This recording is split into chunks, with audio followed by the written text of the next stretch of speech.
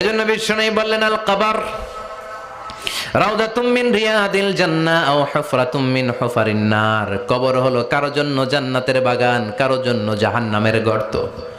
আমরা বলি আল্লাহ আমাদের কবরটারে জান্নাতের বাগান বানাও, আরো জোরে পড়েন আমিন। আবার বিশ্বনবী বললেন ইন্নাল কবরা আউয়াল মানজিল মিন মানাজিলিল আখিরাহ। কবর হলো আখিরাতের মঞ্জিলগুলোর প্রথম মঞ্জিল।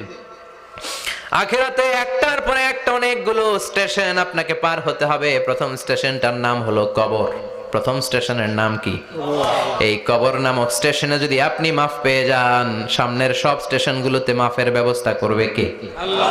আর কবর নামক স্টেশনে যদি ধরা খেয়ে যান, আপনার মায়ের আছে না নাই? লাশটাকে যখন রাখা হয়, লাশটা চিনে কে আমারে রাখলো, কে আমাকে ধৌত করলো, কে আমারে কাফন পড়ালো।